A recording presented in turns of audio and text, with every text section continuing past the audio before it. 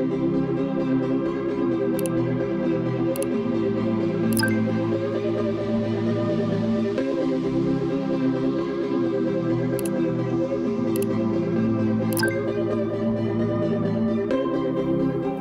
noite,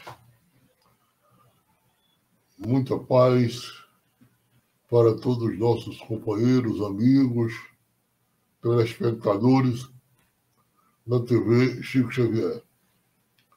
Estamos dando continuidade ao nosso Estudando o Espiritismo. Que a paz do Divino Amigo Jesus inunde os nossos corações e que possamos desenvolver na noite de hoje, sob a proteção do Mestre dos Espíritos Bons, recebendo deles inspiração, amparo e as intuições necessárias para o sucesso do nosso estudo. Vamos dar prosseguimento ao tema que vimos abordando e que foi amplamente estudado por Allan Kardec, a saber, o bem e o mal. Vamos abordar agora, estudar agora a questão de número 634, desse nosso capítulo 1 das leis morais. Kardec indaga aos espíritos: por que está o mal na natureza das coisas? Eu amplia a pergunta porque, se ele parasse nessa questão, ficaria um pouco dúbio. O mal, coisas aí, de uma maneira amplificada, ampla, universal, incluir, inclusive, até a natureza orgânica e inorgânica. Mas Kardec acrescenta. A pergunta, ele não para aí. Então, repetindo, ele pergunta por que está o mal na natureza das coisas. Mas aí ele falo do mal moral. Não podia Deus ter criado a humanidade em melhores condições? E aí, se nós pararmos aí para analisarmos, isso significaria, portanto, que nós, como espíritos, já temos incrustado em nosso consciente, em nosso inconsciente, o mal. Mas aí os espíritos respondem para Kardec. Já te dissemos, os espíritos foram criados simples e ignorantes. Essa é a questão 115 do nosso livro dos Espíritos. Portanto, o espírito não é criado mal e nem bom. Ele é criado simples e ignorante.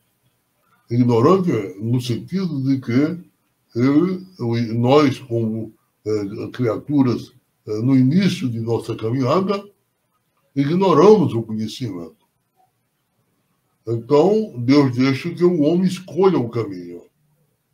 Essa é na continuidade da resposta dos Espíritos. Deus deixa que o homem escolha o caminho. Tanto pior para ele, se toma o caminho mau. Mais longa será a sua peregrinação. Se não existissem montanhas, não compreenderia o homem que se pode subir e descer. Se não existissem rochas, não compreenderia que há corpos duros. É preciso que o espírito ganhe experiência. É preciso, portanto, que conheça o bem e o mal. Eis porque se une ao corpo. Na questão 600, essa questão, inclusive, é a questão 119 do Livro dos Espíritos. E aí, então, respondendo, inclusive, a razão por que os espíritos encarnam é em contato com a matéria. É nesse contato que a gente tem com a natureza física que nós vamos aprendendo efetivamente alguns conceitos que a gente deixaria de conhecer se a gente não tivesse a matéria para poder encarnar e aprender nos embates que nós temos com a natureza física. Quando ele diz assim, olha, se não existissem montanhas, não compreenderia o homem que se pode subir e descer. Isso ele está analisando de uma maneira simples. Ou seja, se não existisse uma maneira de você entender o que é subir e descer, efetivamente ficaria difícil de você ter essa compreensão. Ou seja, se não existissem coisas duras, você não iria compreender o que é um corpo duro. Então é por isso que ele se refere. Se não existissem rochas, não compreenderia que há corpos. É preciso, portanto, que conheça o bem e o mal. Eis porque se une ao corpo. Ou seja, a simplicidade e a ignorância, no sentido de que eram totalmente desprovidos de conhecimento. Deus nos criou apontando-nos um objetivo fim, a perfeição. Nós fomos criados e Deus apontou. É ali que você tem que chegar. É a perfeição. Não a perfeição absoluta, porque a perfeição absoluta é só Deus. E se todos nós atingíssemos a perfeição absoluta, nós seríamos iguais a Deus e não chegaríamos a lugar, a ser a própria divindade. Então, ele nos aponta o caminho. Ou seja, ele, quando nos criou, ele já traçou o caminho que nós deveríamos seguir, que nós devemos seguir. Ao longo da nossa estrada, nós podemos nos desviar. Ele nos ofertou o livre-arbítrio e nos deu toda a oportunidade de, em contato com a matéria, enfrentarmos barreiras a fim de que irmos paulatinamente caminhando na direção do objetivo focado por ele. Se seguirmos no caminho por ele traçado, o objetivo será logo atingido, mas podemos nos desviar por caminhos que entravam o nosso progresso. Então, você se desviar do caminho, o caminho reto. O caminho reto é o caminho que Deus traçou para todos nós. Se nós nos desviarmos desse caminho, nós estamos pecando. Porque pecar é neste significado, de você errar o caminho. Então é preciso que você regresse para o caminho a fim de que você possa prosseguir mais rapidamente para atingir a perfeição. Este princípio foi ensinado por Jesus, ao dizer, entrai pela porta estreita, porque larga é a porta e espaçoso o caminho que conduz à perdição. E muitos são os que entram por ela. E porque estreita é a porta e apertado o caminho que leva à vida, e poucos há que a encontrem. Então, o caminho, digamos assim, entre aspas, o caminho da perdição, o caminho do pecado, ele é largo. E, portanto, a gente tem que se esforçar através do conhecimento, enfrentando as dificuldades que a matéria nos oferece, é que nós vamos aprendendo e caminhando na direção do Pai. Está em Mateus capítulo 7, versículo 13 e 14. Na questão seguinte, na questão 636, Kardec pergunta, são absolutos para todos os homens o bem e o mal?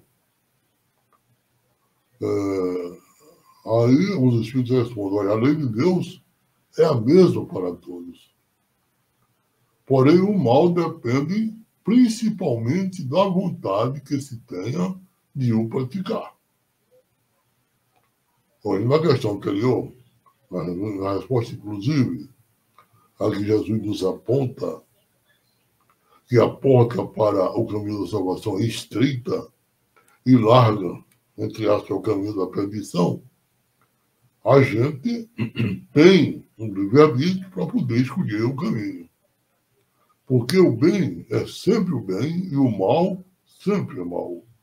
Qualquer que seja a posição do homem, diferença só há quanto ao grau da responsabilidade. A diferença só há quanto ao grau da responsabilidade. Quanto mais conhecimento nós temos, maior a responsabilidade que adquirimos. Essa é a resposta das entidades. Para esclarecer melhor, Kardec pergunta: parece, às vezes, que o mal é uma consequência da força das coisas. E aí, ele está colocando a força das coisas, mas as forças que existem dentro de nós. Então, por exemplo, a necessidade em que o homem se vê, em alguns casos, de destruir até mesmo o seu semelhante. Poder-se-á dizer, poder-se-á dizer que há, entre infração da lei, poder-se-á dizer que há, então, infração da lei de Deus. Vamos analisar. Eu tive a curiosidade de consultar alguns companheiros de estudo, que ele destrincha, digamos assim, a questão de Kardec. Ou seja, de certo modo, Kardec pergunta: haveria infração à lei de Deus quando mais vezes o meio acaba conduzindo, favorecendo a prática do mal? Não estaria o homem nessas situações sendo levado pela força das coisas, do ambiente, da condição que ele se encontra, e por isso praticou uma atitude inadequada? Estaria ele infringindo a lei de Deus se tal atitude não partiu essencialmente de si mesmo, mas pela influência do meio? Porque muitas vezes, inclusive, nós somos levados a tomar determinadas atitudes não por uma disposição própria, por uma disposição de nossa vontade, mas muitas vezes nós somos levados a tomar tal atitude em determinadas condições, porque nós somos obrigados a reagir diante, digamos assim, a ameaça da extinção do nosso corpo físico. Nós somos obrigados, por exemplo, a matar o nosso semelhante. Seria nesse sentido, não é? Aí os Espíritos respondem: embora necessário, o mal não deixa de ser o mal. Ou seja, embora você seja necessário a reação para se livrar de determinados problemas que lhe ameaça, os Espíritos deixam olhar. Embora seja necessário, o mal não deixa de ser mal. Essa necessidade desaparece, entretanto, à medida que a alma se apura, passando de uma a outra existência. Então, mais culpado é o homem quando o pratica, porque melhor o compreende. Ou seja, à medida que a gente vai evoluindo, né, espiritualmente, moralmente, tendo conhecimento, essas reações natural, que a gente reage diante de determinadas situações, a gente passa a se controlar. Ou seja, o conhecimento da lei nos dá a oportunidade de raciocinar em determinadas situações de risco, por exemplo.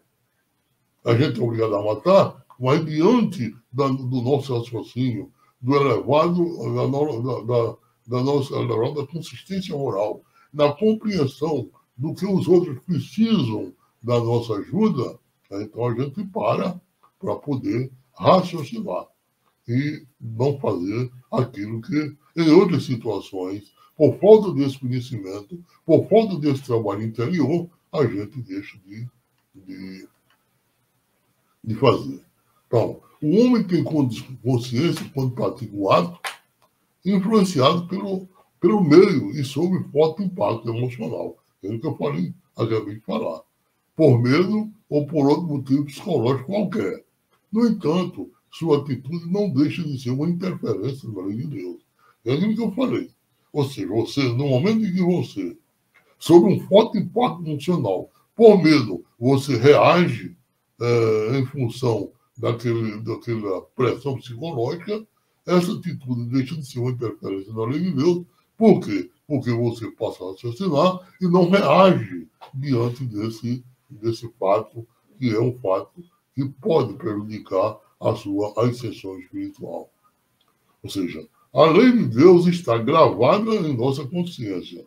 Então, por mais que o homem seja favorecido pela situação em que se encontra e favoreça sua atitude equivocada, ele tem condições de saber, obviamente, que em algumas situações pela moralidade, pela experiência, pelo entendimento, essa compreensão é maior ou menor.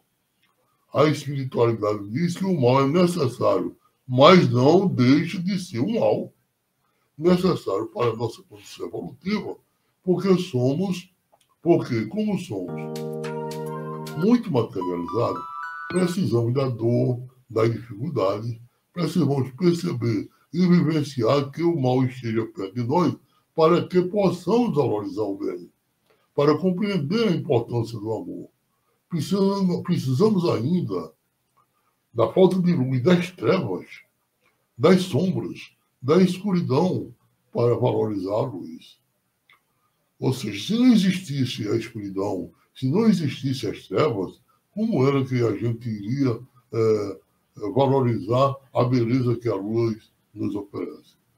É como se precisássemos de ações, de forças mais fortes, que agredissem mais fortemente o nosso ser, o nosso interior, o nosso coração, para que isso pudesse nos despertar, para que nós pudéssemos perceber que aquilo é desagradável e não nos faz bem. Jesus praticamente nos diz que o mal ainda é necessário, que o escândalo é necessário, mas ai de quem seja instrumento do escândalo. Palavra do mestre. Isto é, precisamos conviver com as dificuldades, com os obstáculos, para que o aprendizado se efetive. Outra questão, será que quando você está feliz, quando você está bem, você pensa em crescimento? Você só aprende quando está diante de obstáculos. O sofrimento é fundamental para que a gente possa aprender a valorizar, nos valorizar e avaliar o porquê nós fomos levados a esse sofrimento. Se o mal está nos afetando, alguma coisa está causando aquele mal. Se nós sentimos uma dor física, a gente corre para um médico, para a gente saber o que é, qual é a causa daquela dor. E ao descobrir a dor, e o médico ao descobrir, ele então passa remédio para remediar aquela dor. A mesma coisa no caso do sofrimento, inclusive moral. Quando nós sofremos moralmente, psicologicamente, sob o impacto, a pressão emocional, a gente tem que avaliar, se autoavaliar, saber o porquê a gente está sofrendo daquele modo. E ao fazer essa análise, muitas vezes, muitos de nós não fazemos essa avaliação. Muitos de nós não nos aprofundamos nas causas que está causando aquele sofrimento psicológico. E então, nesse caso, o sofrimento se prolonga. Enquanto nós não descobrimos a causa e atacá-lo a fim de que a gente possa sair daquele mal que está nos afetando, fica difícil você compreender. Então, voltando ao mestre, né, Jesus disse, é inevitável que venham os escândalos, mas ai do homem pelo qual ele vem. Palavra de Jesus. Melhor fora que se lhe pendurasse ao pescoço uma pedra de moinho e fosse atirado ao mal do que fazer tropeçar a um destes pequeninos. Escandalizar, no sentido que Jesus está falando, é provocar a queda espiritual. Muitas vezes a gente confunde muito com um escândalo, com qualquer coisa que afeta a nossa sociedade, a moral da nossa sociedade, nós dizemos que aquilo é um escândalo. Não deixa de ser, mas no sentido de que quando você escandaliza no sentido de desviar a moral que está estabelecida na nossa sociedade, não deixa de ser uma queda espiritual do si que provoca. Mas escandalizar, de um modo geral, é provocar a queda espiritual de outras pessoas, ou de nós mesmos. Isto é, escandalizar na Bíblia significa, e aí eu estou me reportando a uma consulta que eu fiz na internet, ou seja, escandalizar na Bíblia significa agir de forma a causar tropeços ou ofensa aos outros, e especialmente no contexto da fé cristã. é um comportamento que vai contra os ensinamentos e valores cristãos, levando outras pessoas a pecarem, ou seja, se afastarem do caminho traçado por Deus. Nesse sentido, o escândalo não se traduz apenas por atos que despertam curiosidade e crítica dos nossos semelhantes, como nós vemos atualmente na nossa sociedade, mas significa toda atitude contrária à lei de Deus, mesmo aquela que ninguém sabe, e só nós sabemos, que nós cometemos e procuramos manter guardada em silêncio, na obscuridade, para que ninguém dela tome conhecimento. Mesmo que ninguém tome conhecimento, você interferiu na lei de Deus. Você interferiu, você está se desviando do caminho que Deus estabeleceu. Se causa prejuízo ao meu próximo, também é escândalo. Então, eu tenho que me reconciliar com o meu próximo, pedir perdão pelo ato que foi escandalizado, a fim que eu possa me ressarcir. Então, nesse sentido, a gente creio que ficou bastante claro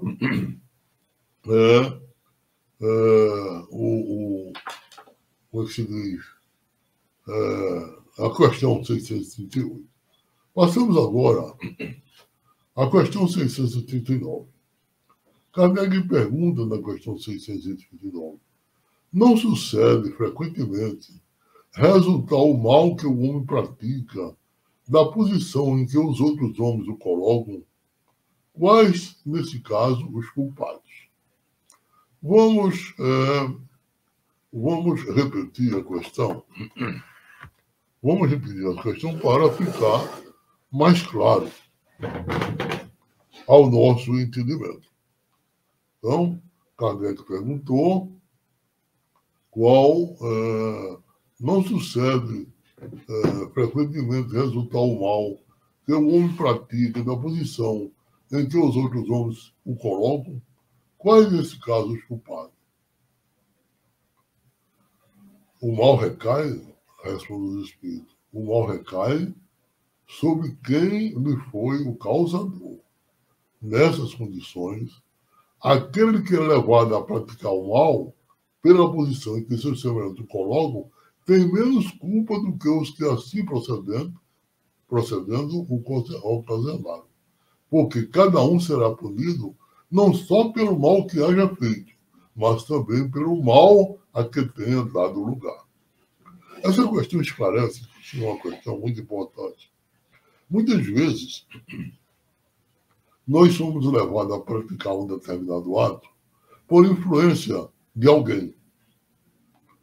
Por exemplo, uma pessoa induz que você deve tirar a vida do seu semelhante. Até por ignorância minha, porque se alguém me induz a fazer isso, por ignorância minha ou por algum interesse, eu sou levado a fazer isso. Então, nesse caso, existe o mandante e existe o executor. O mandante, de acordo com o que os espíritos estão dizendo, nessas condições, aquele que é levado a praticar o mal pela posição em que o seu semelhante coloca tem menos culpa. Não é que ele não seja culpado. Ele está praticando o mal e ele responde diante da lei divina do mesmo modo que todos aqueles que praticam o mal. No entanto,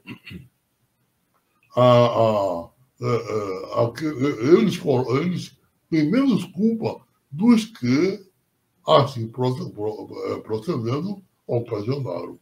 Porque cada um será punido não só pelo mal que haja feito, mas também pelo mal a que tenha dado lugar. Na pergunta 640, Kardec perguntou: aquele que não pratica o mal, mas que se aproveita do mal praticado por outro, é tão culpado quanto este?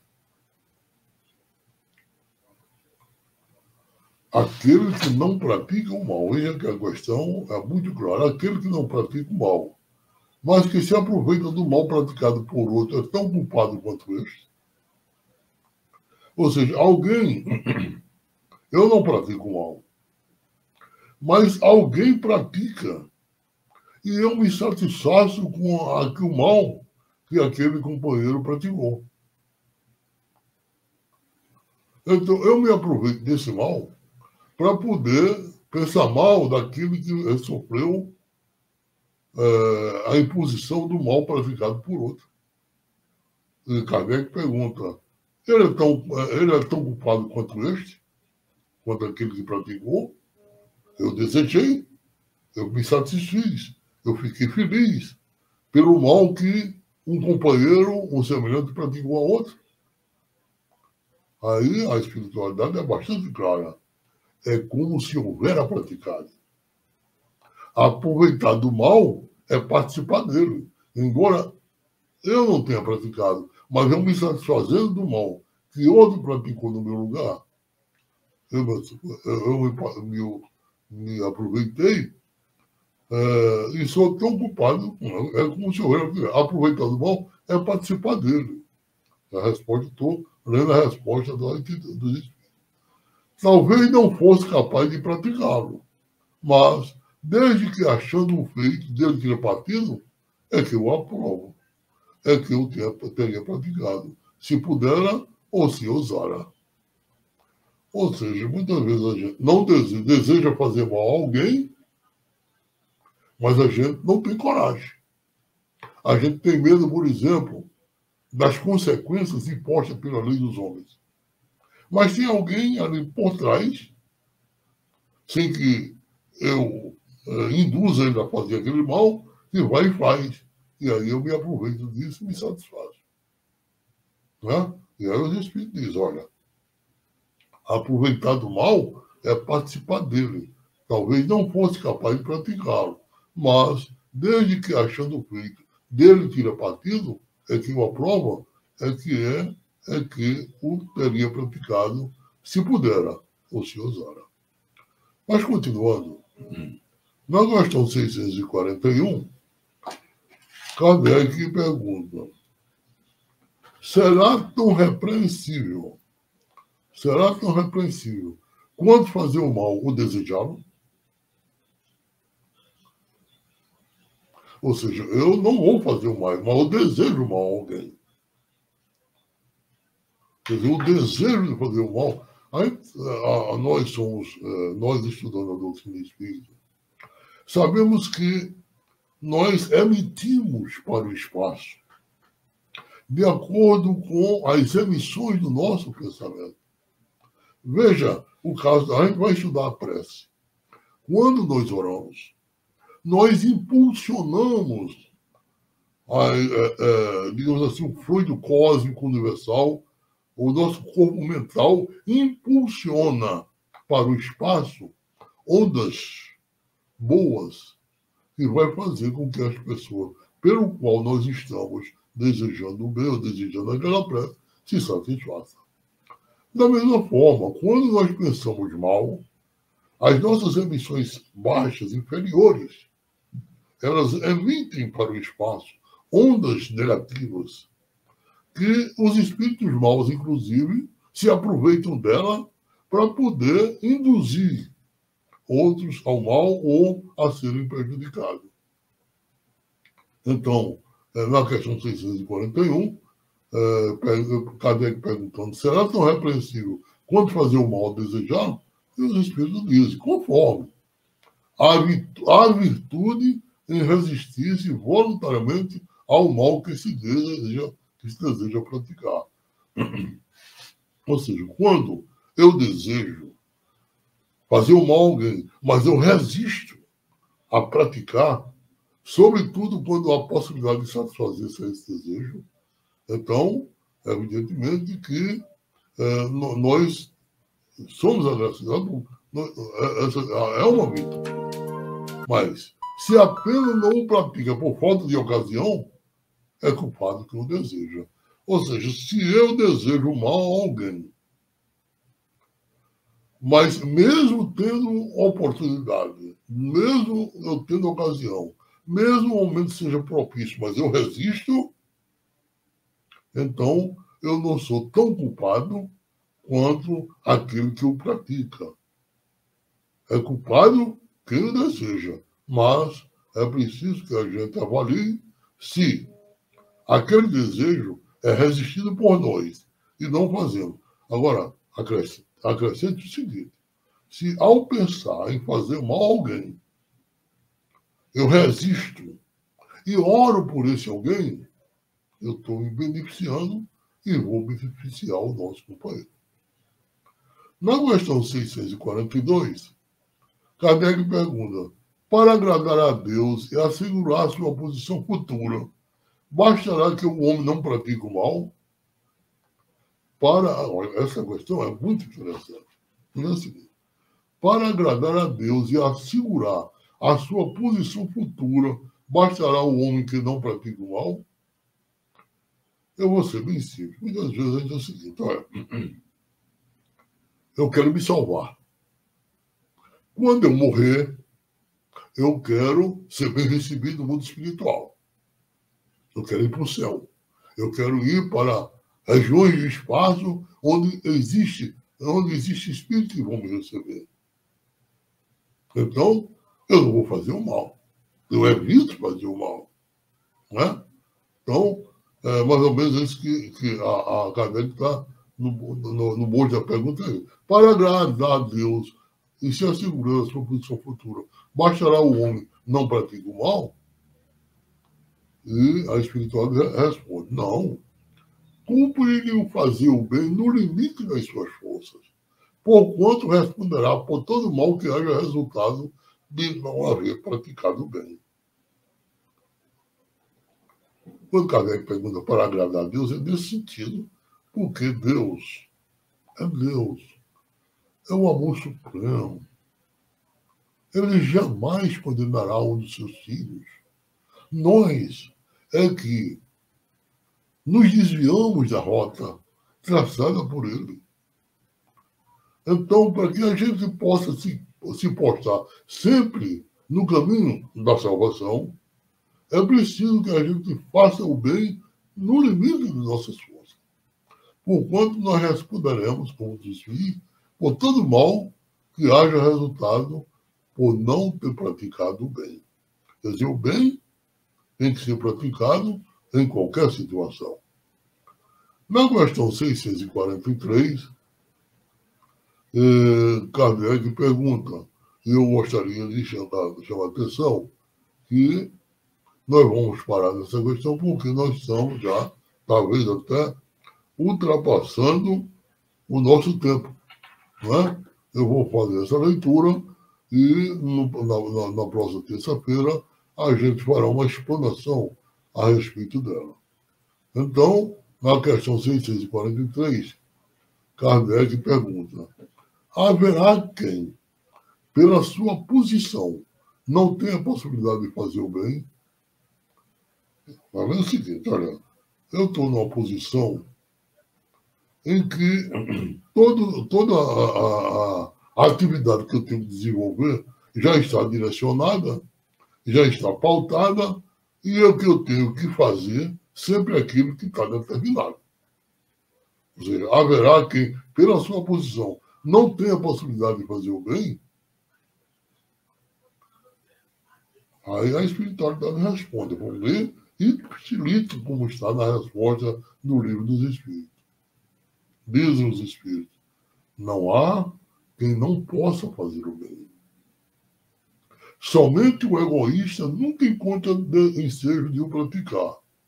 Basta que se esteja em relação com outros homens, para que se tenha ocasião de fazer o bem.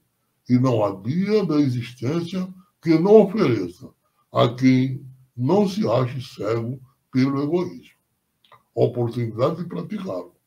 Porque fazer o bem não consiste para o homem apenas em ser caridoso. E a caridade aí está se referindo até a caridade de ordem material. E quando você é caridoso no sentido espiritual, a caridade é amor. E quem tem amor, ele nunca deixa de praticar o bem. Não passa, para o homem apenas ser caridoso, mas em ser útil, na medida do possível, todas as vezes que o seu concurso venha a ser necessário. Bem, meus queridos amigos, meus ouvintes, teleouvintes, nós chegamos ao final de nossa aula de hoje, esperando que no roteiro 8º a gente conclua esse primeiro capítulo e entre no próximo capítulo, que é a lei de adoração, de acordo com as leis morais contidas no livro dos Espíritos. Muita paz, portanto, que Jesus nos abençoe e que possamos estar muito bem espiritualmente, procurando sempre, fazendo, desejando e pensando no bem. Muito paz.